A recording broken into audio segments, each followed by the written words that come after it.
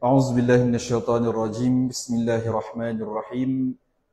أحييكم بتحية الإسلام والإيمان. السلام عليكم ورحمة الله وبركاته.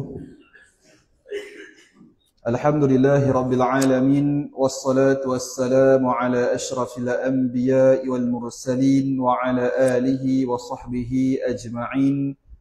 رب اشرح لي صدري ويسر لي أمري واحلل عقدة من لساني يفقه قولي.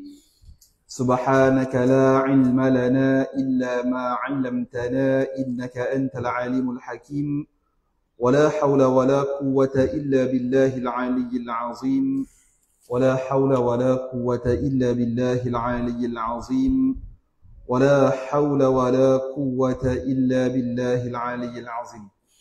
نوينا التعلم والتعليم والتذكر والتذكير والنفع والانتفاع والإفادة والاستفادة والحث على التمسك بكتاب الله وسنة رسوله صلى الله عليه وآله وسلم، والدعاء إلى الهدى والدلالة على الخير، ابتغاء وجه الله ومرضاته وقربه وثوابه سبحانه وتعالى. أما بعد. Yang dimulakan Tuan Imam, Tuan Bilal, Pengerusi Masjid As-Salam Tuan Habib Faizal, barisan ahli jawatan kuasa Masjid As-Salam, pimpinan masyarakat setempat, Tuan Haji, Puan Hajah, para pelajar Mahat Tafiz Al-Quran As-Salam, seterusnya tuan-tuan dan puan-puan rahimakumullahu jami'an. Alhamdulillah, syukur kita kehadrat Allah Subhanahu wa taala dapat kita mendirikan solat fardu maghrib secara berjamaah yang mana fadilatnya 27 darajat berbanding dengan kita salat secara bersendirian. Alhamdulillah. Baik. Jadi insya-Allah tanpa membuang masa, kita terus menyambung pembacaan kitab pengajian mingguan kita, iaitu kitab Asy-Syama'il Muhammadiyah sallallahu alaihi wa alihi wasallam, bab yang ke-28. Bismillahirrahmanirrahim. Qala al-musannifu rahimahullahu ta'ala wa nafa'ana bihi wa bi'ulumihi fid daraini amin. Telah berkata Tuan Pengarang Al-Imam Abu Isa At-Tirmidzi rahimahullahu ta'ala, semoga manfaat dengannya, semoga kita mendapat manfaat dengan ilmunya untuk tujuan kebahagiaan dunia dan akhirat, amin ya rabbal alamin. Babu ma jaa fi qawli Rasulillah sallallahu alaihi wa alihi wasallam qabla at-ta'ami wa ba'da ma yafrughu minhu. Bab yang datang menyatakan tentang apa perkataan yang disebut oleh Rasulullah. Maknanya doa. Perkataan ataupun doa yang disebut oleh Rasulullah sallallahu alaihi wa alihi wasallam sebelum daripada makan dan juga selepas selesai daripada makan. Walaupun bab ini hari-hari kita lakukan, makan dan juga sebelum makan dan juga selepas makan. Cuma kadang-kadang mungkin kita ada terlepas pandang ataupun kita pandang remeh benda ini. Baik.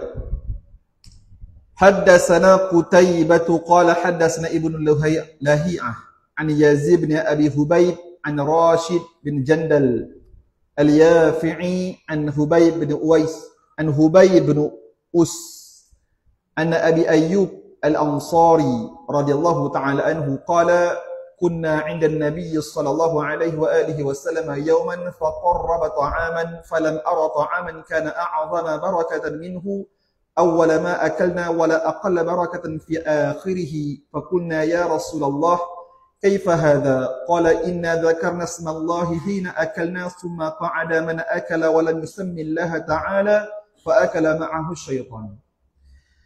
Daripada Abu Ayyub Al-Ansari. Abu Ayyub Al-Ansari merupakan seorang sahabat Nabi SAW yang Nabi sayang, yang Nabi cinta, dan Allah Ta'ala muliakan Abu Ayyub Al-Ansari ini dalam peristiwa ketika mana Nabi SAW berhijrah daripada Makkah ke Madinah, sampai ke Madinah.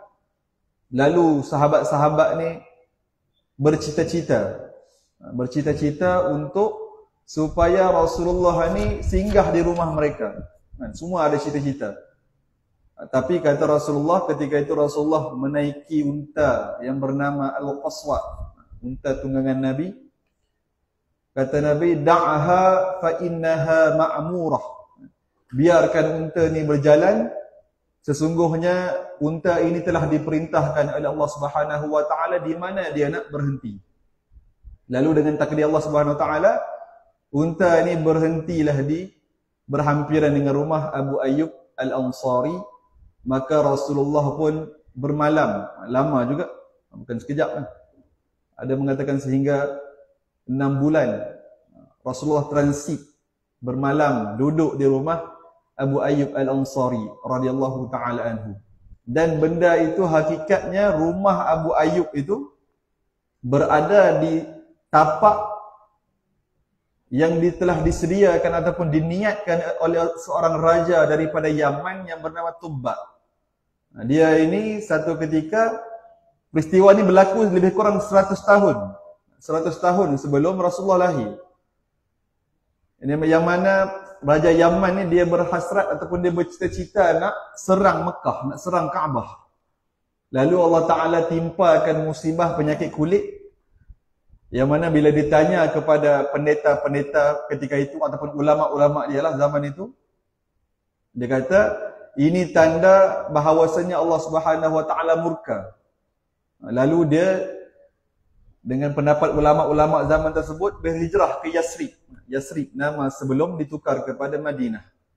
Kena bertaubat kepada Allah Ta'ala dan berpindah ke Yasrib.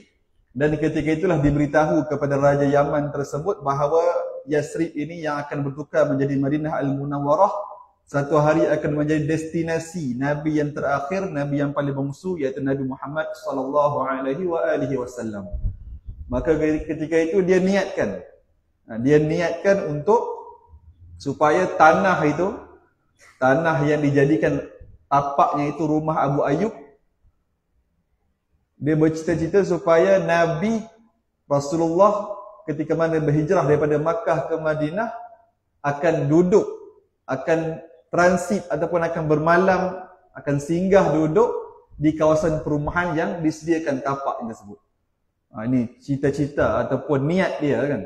Walaupun perkara tersebut awal lebih kurang 100 tahun sebelum lahirnya Rasulullah, tetapi dengan cita-cita ataupun niat yang baik, niat yang murni, Allah Ta'ala kabulkan.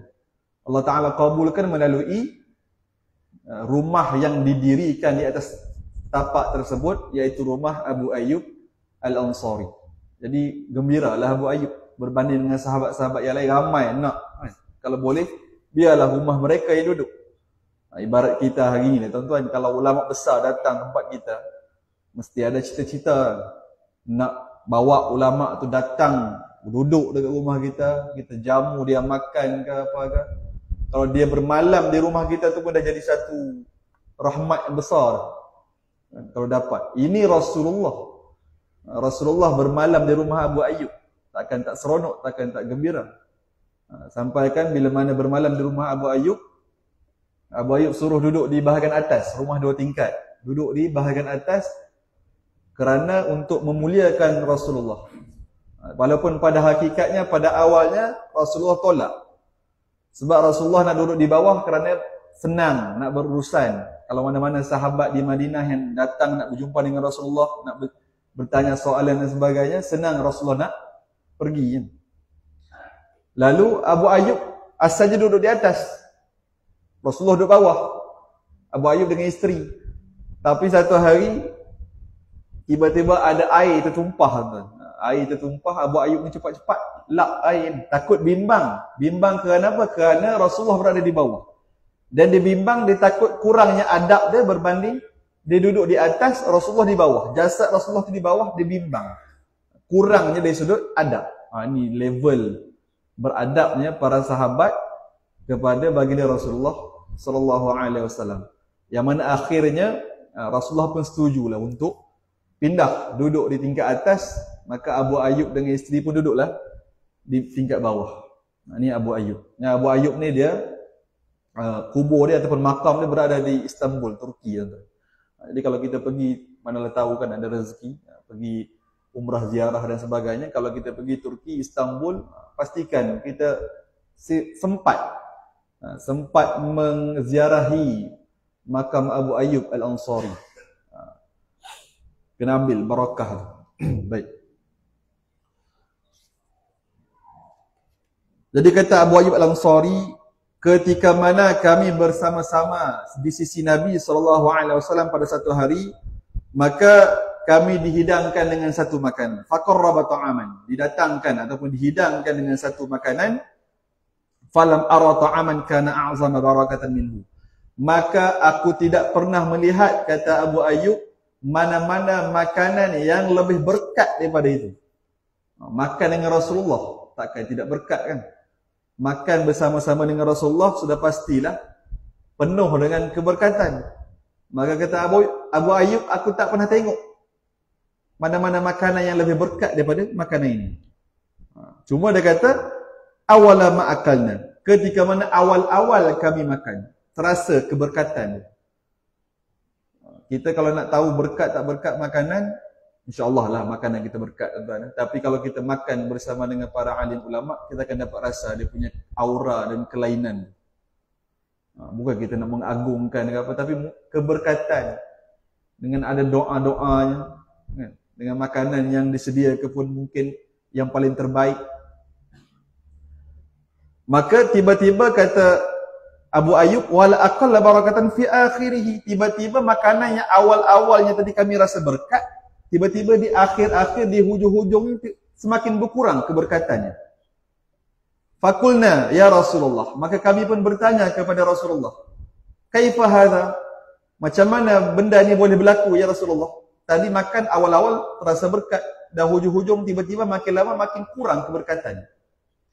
Maka kata Rasulullah, ketika mana kita membaca Bismillahirrahmanirrahim, mana kita membaca dengan nama Allah. Sebelum makan tadi, awal-awal tadi, kita baca nama Allah, kita sebut nama Allah, Bismillah. Kemudian kita makan. Tiba-tiba dah makan tadi, datang satu orang, duduk sama-sama, join Rasulullah. Maknanya dia datang lambat sikit. Tadi Abu Ayyub tadi dengan Rasulullah, dengan beberapa orang sahabat. Tiba-tiba datang satu orang lagi, makan, join Rasulullah makan, tapi dia tidak baca Bismillah. Dia terus duduk dan makan tanpa menyebut nama Allah, tanpa menyebut Bismillah.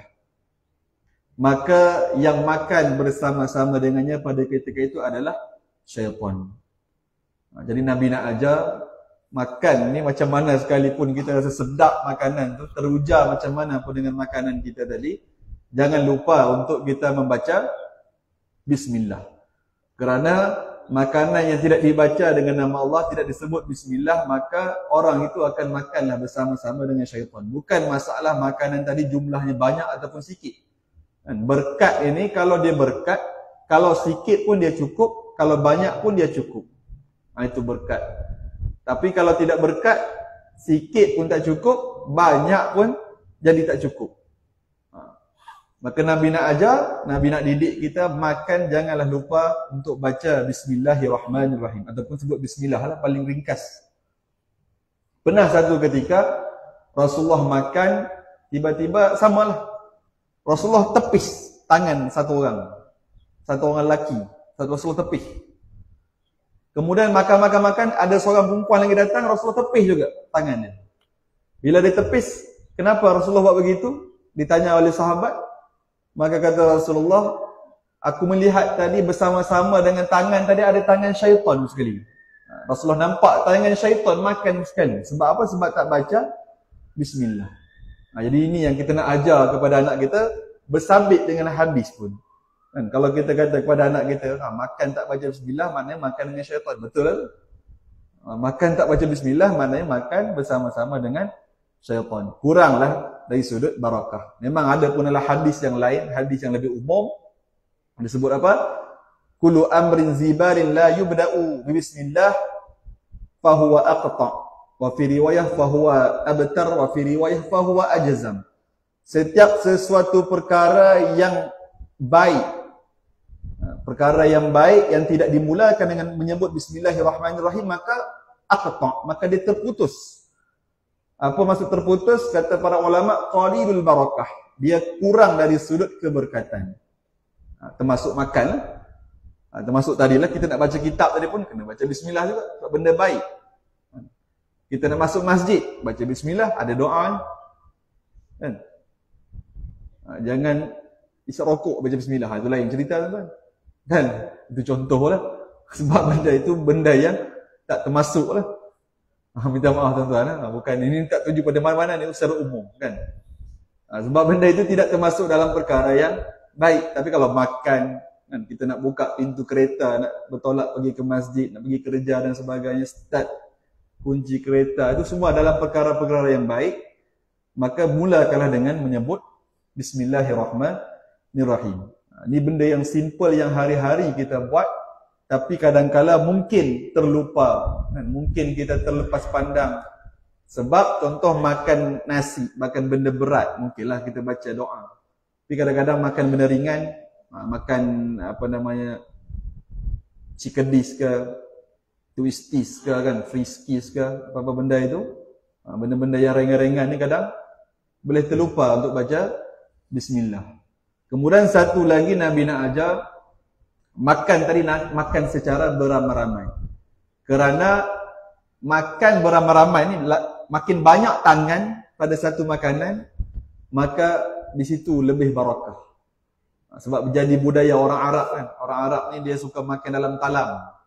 Kita pun kalau kita pergi umrah ke haji kan, kita pergi makan dekat Mekah, Madinah, memang begitu biasanya. Dia akan bagi tapau tadi, dia akan bagi sekali dengan safrah, hamparan tadi. Kan kita pun makanlah 3-4 orang sekali makan. Hamparan tu kira macam ganti kepada talam lah, untuk makan sama-sama. Jadi makan yang banyak tangan ni, banyak tangan untuk makan sekali ni dikira ada keberkatan padanya.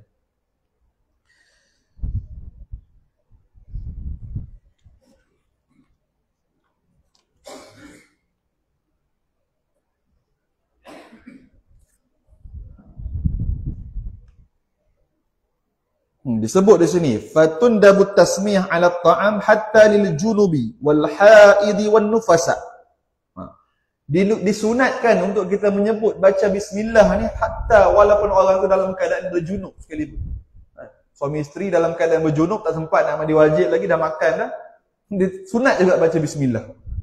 Ataupun haid, orang perempuan yang datang haid, datang bulan pun sunat baca bismillah. Dan juga wan nufasa, perempuan yang nifas, tetap hukumnya sunat dia menyebut bismillah.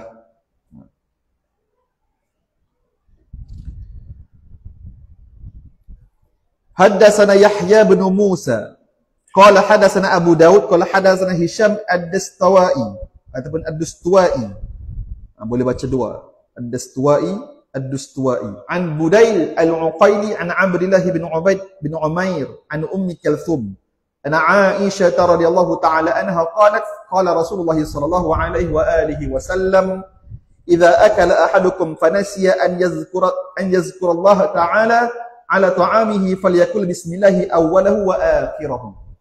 Daripada Aisyah radhiyallahu ta'ala anha, beliau berkata bahawasanya Rasulullah sallallahu alaihi wasallam bersabda, bila mana seseorang itu makan kemudian dia lupa untuk menyebut nama Allah, untuk menyebut bismillah, kemudian dia sebutlah, dia bacalah apa? Bismillahi awwalahu wa akhirahu.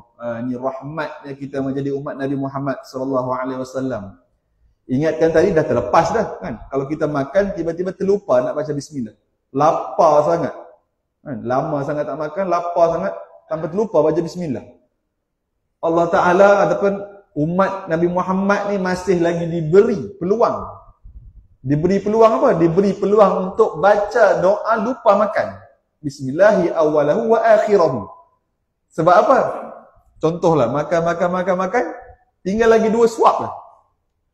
Tinggal lagi 2 suap yang nak habis, baru teringat Allah, lupa baca doa. Kita pun baca Bismillahi awwalahu wa akhirahu, dengan nama Allah daripada awal tadi sehingga akhir. Maknanya kita minta pada Allah Ta'ala daripada awal kita makan tadi sampai yang lagi tinggal 2 suap tadi, semuanya dalam keadaan barakah. Semuanya dalam keadaan penuh keberkatan. Padahal tadi tinggal lagi 2 suap kan? Tapi kita minta daripada awal, bukan daripada yang kita ingat tadi. Inilah untungnya kita menjadi umat Nabi Muhammad. Dipanggil rufi'al qalam an salas, diangkat pena daripada 3 perkara. Antaranya inilah lupa. Bila lupa, dimaafkan. Macam kita biasa dengar bulan puasa, man akala nasiyan lam yabtul siyamahu kan. Barang siapa yang makan nasi. Kalau kita terjemah nasi jadi lain lah. Bukan barang siapa yang makan nasi kan. Barang siapa yang makan secara terlupa di siang hari pada bulan Ramadan, maka tidak batal dia punya puasa. Man akala nasiyan. Barang siapa yang makan dalam keadaan terlupa, dimaafkan. Ini keberuntungan kita menjadi umat Nabi Muhammad sallallahu alaihi wa alihi wasallam. Haddatsana Abdullah bin Sabah al-Hashimi al-Basri. Qala hadatsana Amr al-A'la an Ma'mar an Hisham bin Urwah an abihi an Umar bin Abi Salamah annahu dakhala ala Rasulillah sallallahu alaihi wa alihi wasallam wa 'indahu ta'amun faqala udnu ya bunayya fasammillaha ta'ala wa kul biyaminik wa kul mimma yalik. Daripada Umar bin Abi Salamah. Umar bin Abi Salamah ini anak tiri Rasulullah sallallahu alaihi wasallam, kerana Abu Salamah ni bekas suaminya Ummu Salamah yang meninggal, wafat. Sahabat Nabi yang wafat dulu.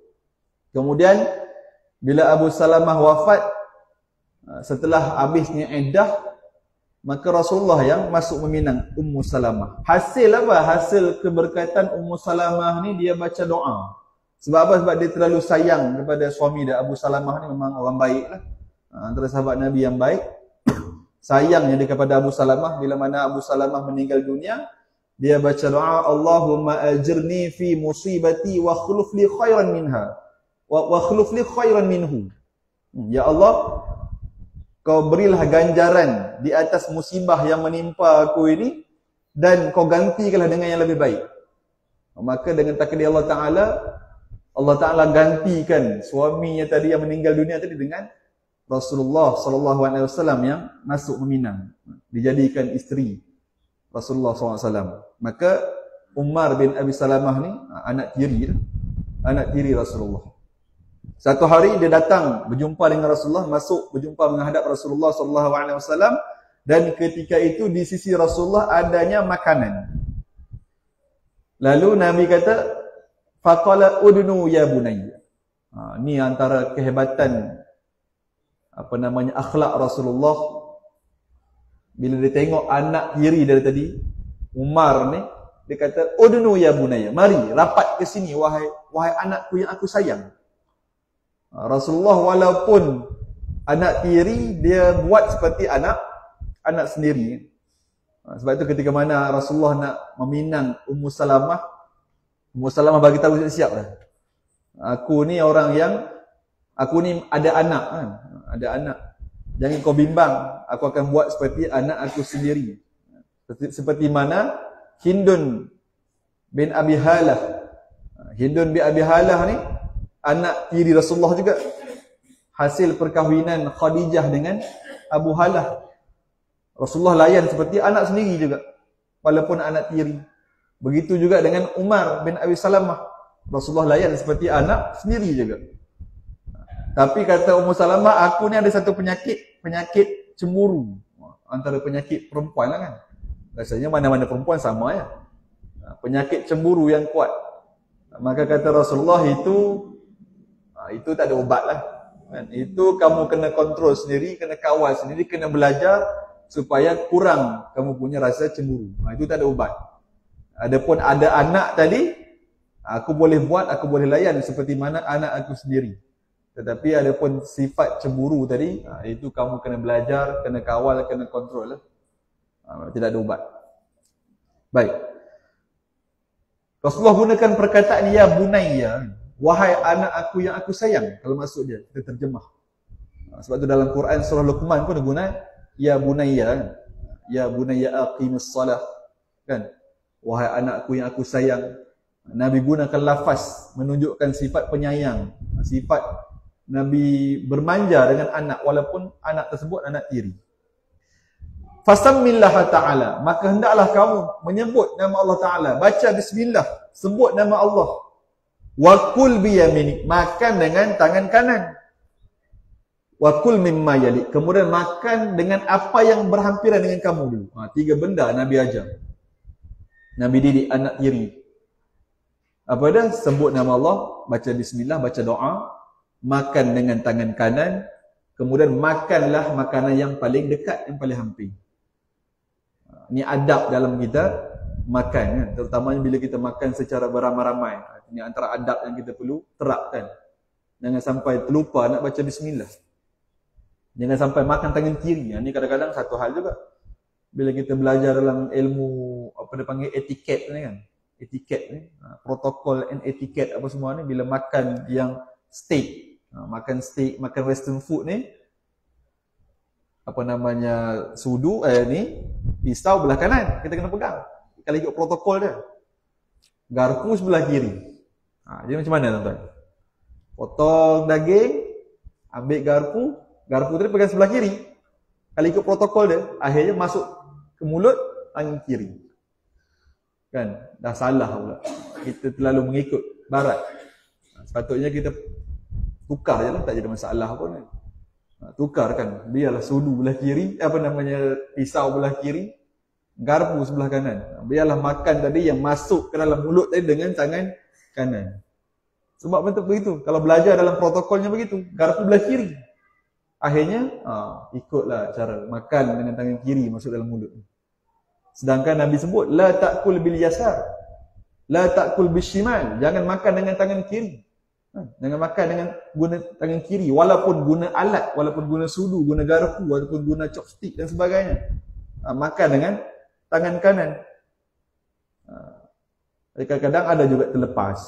Benda-benda yang remeh ni kadang-kadang ada juga yang terlepas. Dan yang paling penting, makanlah yang berhampiran.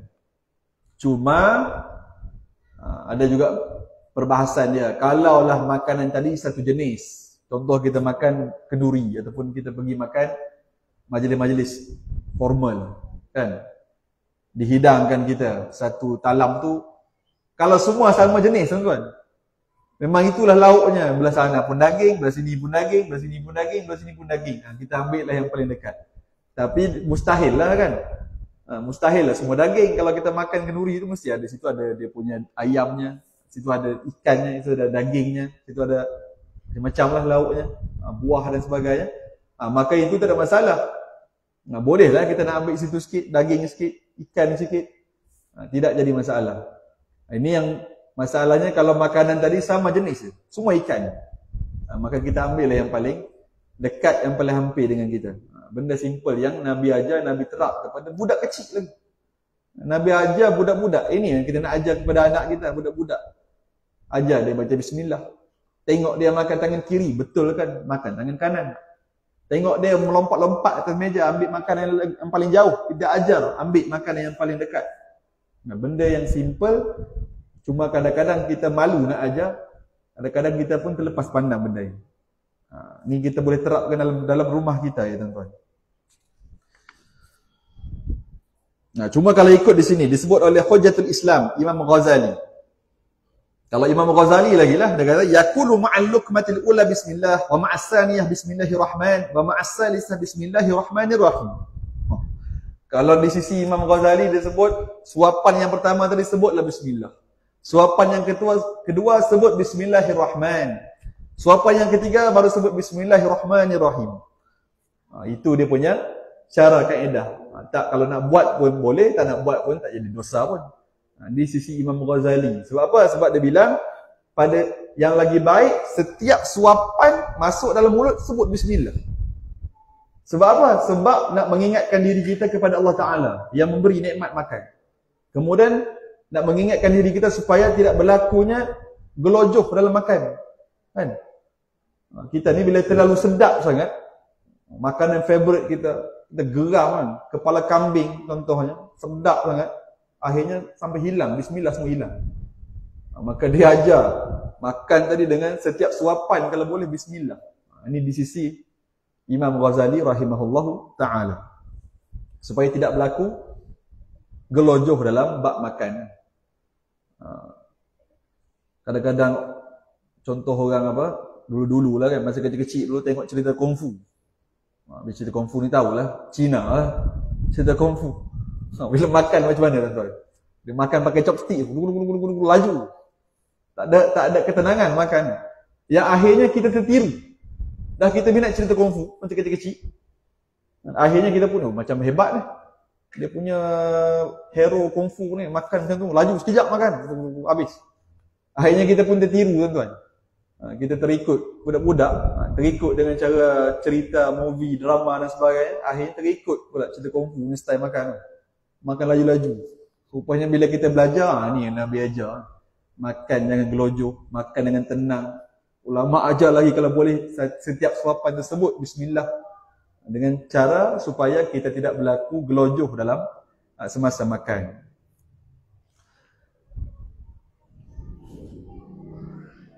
Dalam satu hadis yang lain, satu hari Nabi tengok ada satu orang dia makan dengan tangan kiri.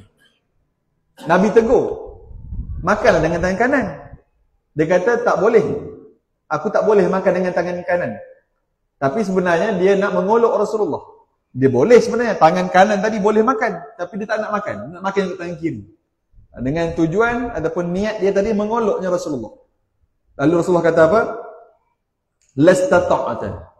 Kamu tidak akan mampu sampai bila-bila untuk makan dengan tangan kanan. Doa Rasulullah tuan-tuan, dengan takdir Allah Ta'ala, sampai kesudah dia tak boleh angkat dia punya tangan kanan tadi. Akhirnya kena makan tangan kiri. Ini berlaku. Dia mengolok Rasulullah. Rasulullah kata makan tangan kanan, tak dengan tangan kiri juga. Akhirnya sampai kesudah dia tak boleh makan dengan tangan kanan. Kita begitulah, melainkan ada keuzuran kan. Orang tangan kanan dia memang berlaku ni ke cedera ke, dan patah dan sebagainya, kudung dan sebagainya, tu lain ceritalah. Tu ada bab keuzuran dalam bab tersebut.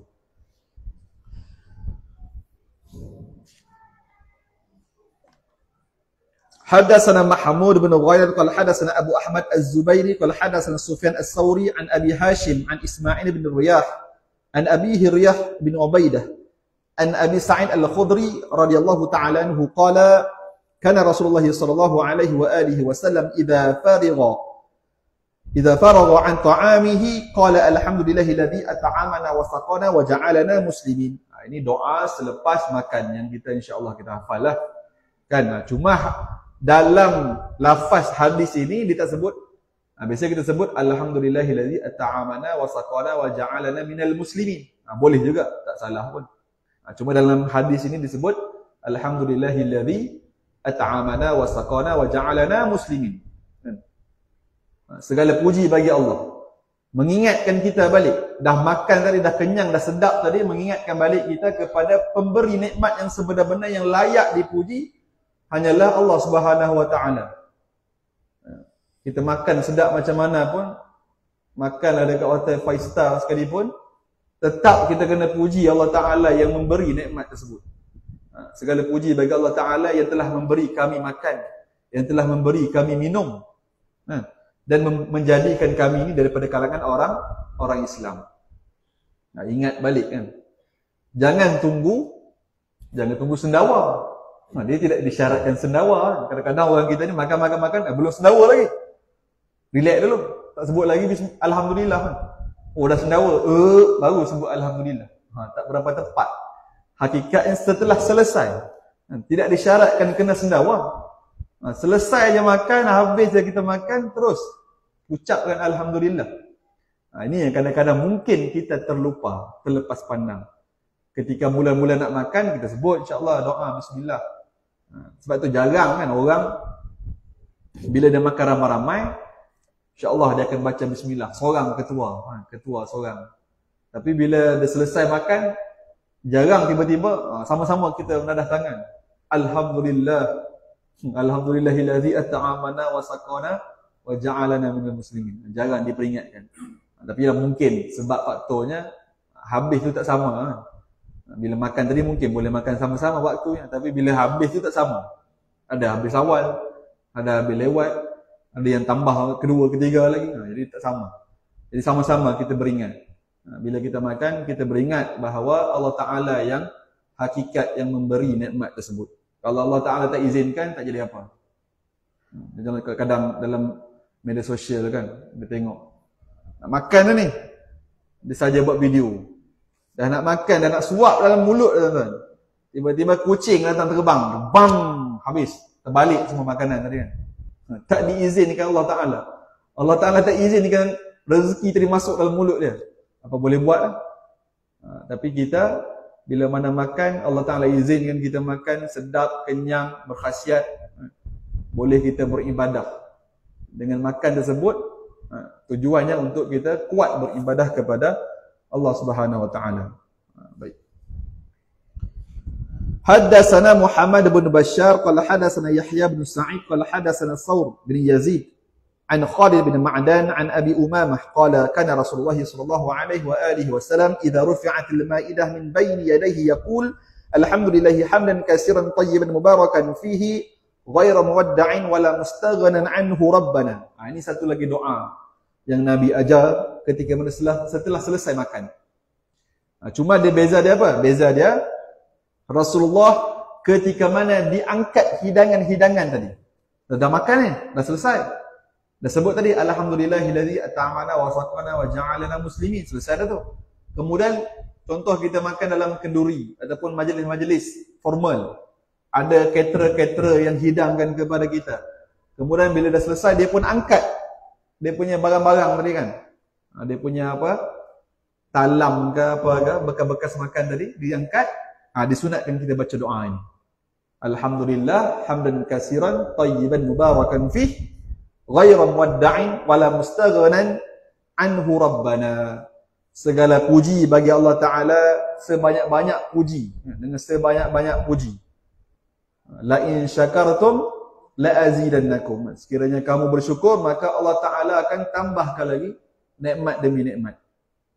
Maka kita boleh buat tuan-tuan. Kita pergi kenduri, makan-makan ada orang angkat kita punya hidangan, talam, pinggan dan sebagainya, piring kita, baca doa ini. Segala puji bagi Allah, sebanyak-banyak pujian yang penuh dengan kebaikan, penuh dengan keberkatan padanya, yang tidak terputus, ghairu muwadda', yang tidak terputus, yang berterusan nikmat yang Allah Ta'ala bagi. Wala mustaghnan anhu rabbana. Ini doa dia. Dia kena amal. Doa lepas makan tu insya-Allah kita ingat. Doa ni mungkin ada yang dah ingat, mungkin ada yang pernah amal, mungkin baru first time dengar, kita boleh amalkan. Ataupun tak tunggu makan dekat luar pun tuan-tuan kan. Kita makan dekat rumah pun, kalau isteri kita hidang makanan di rumah tu dengan lauk-lauk pauk dan sebagainya, boleh juga. Kita dah selesai makan tadi, isteri kita ke atau pembantu rumah kita ke ambil piring-piring apa semua tu, dibawa ke dapur, diangkat, disunat kita baca doa ni. Ketika mana diangkat hidangan-hidangan makanan itu telah selesai daripada makan.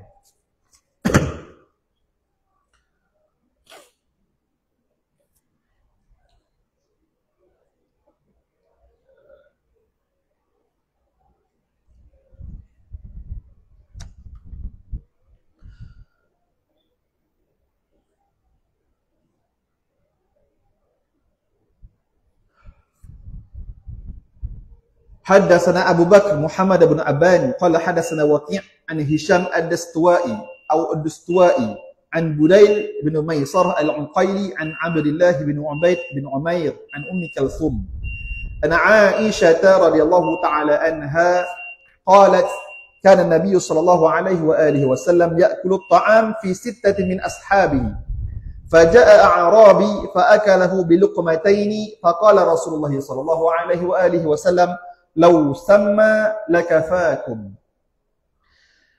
Baik, daripada Aisyah radhiyallahu taala anha berkata, Nabi sallallahu alaihi wasallam makan berjamaah seramai 6 orang. Nabi bersama dengan 6 orang sahabat makan bersama-sama dalam satu talam. Ada sebut al-qas'ah, talam lah, al-qas'ah. Makan beramai-ramai. Kemudian tiba-tiba datang seorang A'rabi. A'rabi ni maknanya orang Arab Badui lah tuan-tuan. Orang Arab Badui ni orang Arab tak ada school punya orang.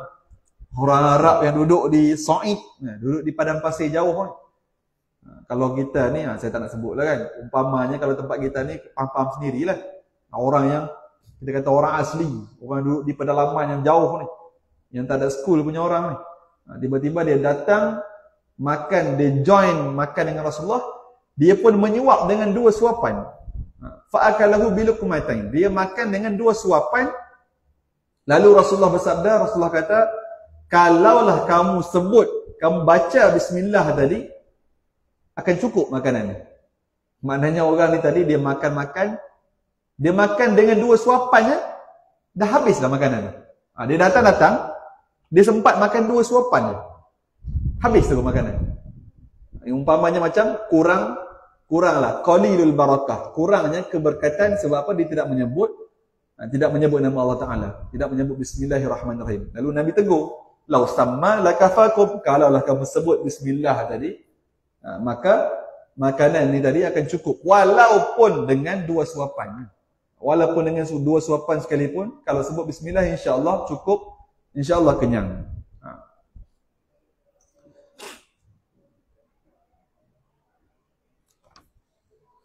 Baik, hadis yang terakhir tuan-tuan dalam bab ini. Haddatsana Hannad wa Mahmud bin Ghailan qala haddatsana Abu Usamah an Zakaria bin Abi Zaidah an Sa'id bin Abi Burdah an Anas bin Malik radhiyallahu ta'ala anhu qala Rasulullah sallallahu alaihi wa alihi wasallam inna Allah la yarda 'anil 'abdi an ya'kula al-aklata aw yashraba ash-sharbata fayahmadahu 'alayha. Baik. Daripada Anas bin Malik radhiyallahu ta'ala anhu berkata, telah bersabda Rasulullah sallallahu alaihi wasallam, sesungguhnya Allah Ta'ala meredai daripada seseorang hamba yang bila mana dia makan satu makanan ataupun dia minum minuman, kemudian dia memuji Allah Ta'ala, dia menyebut Alhamdulillah.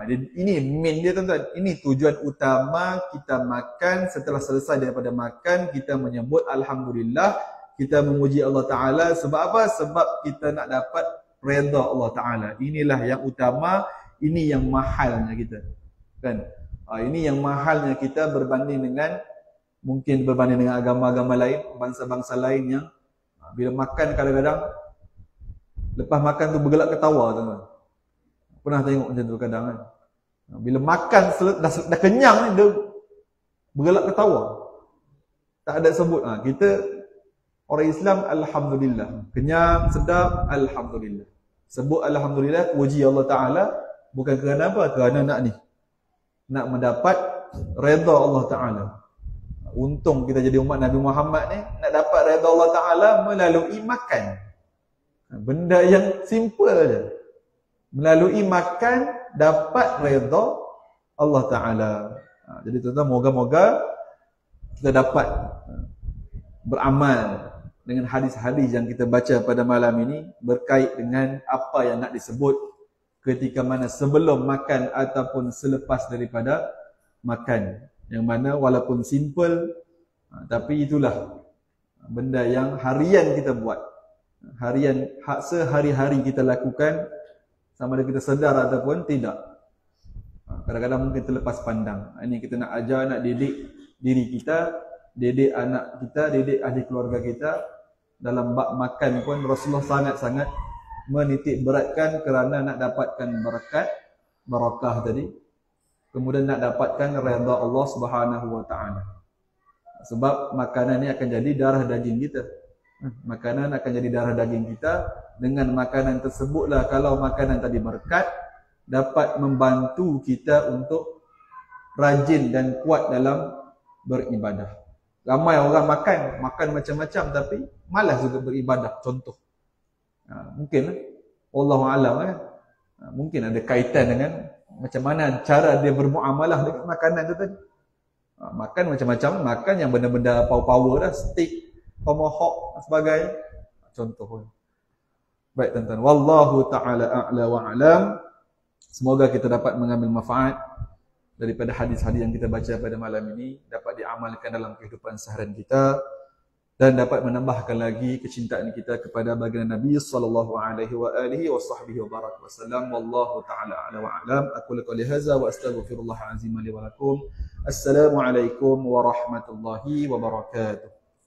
A'udzu billahi minasyaitonir rajim. Bismillahirrahmanirrahim. Alhamdulillahi rabbil alamin wassalatu wassalamu ala asyrafil anbiya'i wal mursalin wa ala alihi wa sahbihi ajma'in. Allahumma 'allimna ma yanfa'una wa anfa'na bima 'allamtana. Rabbana zidna 'ilman nafi'a. اللهم فقهنا في الدين وعلمنا التأويل واهدنا إلى صراطك المستقيم. ربنا آتنا في الدنيا حسنة وفي الآخرة حسنة وقنا عذاب النار. وصلى الله على سيدنا محمد وعلى آله وصحبه وبارك وسلم والحمد لله رب العالمين.